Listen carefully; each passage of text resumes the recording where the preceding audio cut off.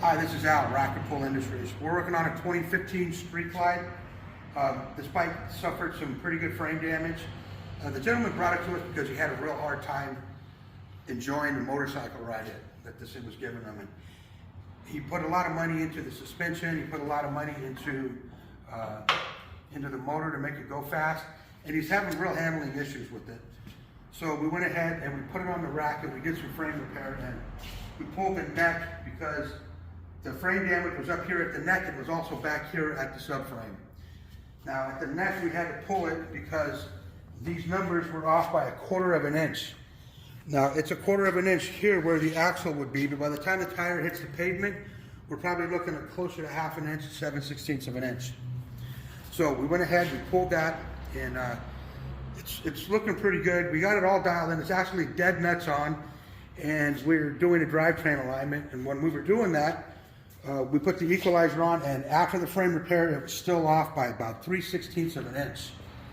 And in the beginning, I thought, wow, it's because all of this is wasted, but it wasn't all this that was so much wasted, as bad as his drivetrain was out of alignment.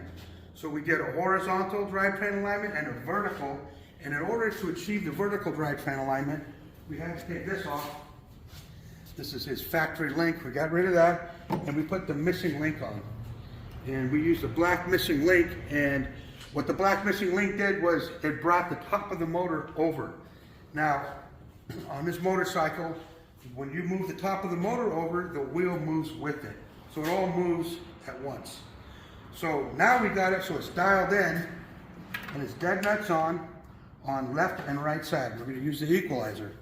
And this is the tool we use to do vertical drivetrain alignments, and we got it dead nuts on perfect. And we were getting ready to put it together, and then it was spotted by, Trevor spotted this, that if you look at the shocks, look at the distance here. And you look at the distance here. Well, I don't care what kind of suspension you have, you have to set your sag, you have to set your rebound. There's adjustments on all suspension, unless it's an air shock. So what he did was, I don't know why it's like this, but we're gonna go ahead and correct it. And there's some suspension where the rear shocks, they have height adjustments, and people will make one shock longer than the other to make them go on the shock mounts. When they mount them up, sometimes they have a hard time putting it on because they think one shock's longer than the other. And the fact of the matter is, it's your drivetrain that's out of alignment. So they make one shock longer than the other to make it fit. And that's all you're doing now is you're not setting it up right because your wheel is not straight up and down. So if your wheel's not straight up and down and your wheel is at this angle and you put your shocks on to make it fit, you're still not getting the full benefit of the suspension or the full benefit of that tire because it's riding at an angle. So you put the missing link on, you do a vertical drivetrain alignment, and then you adjust your shocks so they are of equal length and they'll go right on. And then you'll get the full benefit of the upgraded suspension you choose. You'll get the full benefit of the good tire you decide to use. It's just a benefit all the way around. So I wanted to point that out. So if you are putting a pair of shocks on, or you're doing something to your bike and you go to put your shocks on and you're struggling to put one on, it's because your drivetrain's out of alignment.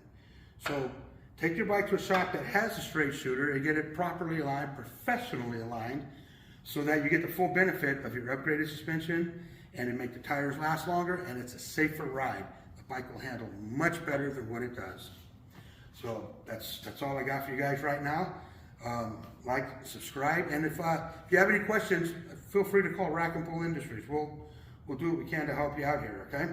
Enjoy your ride.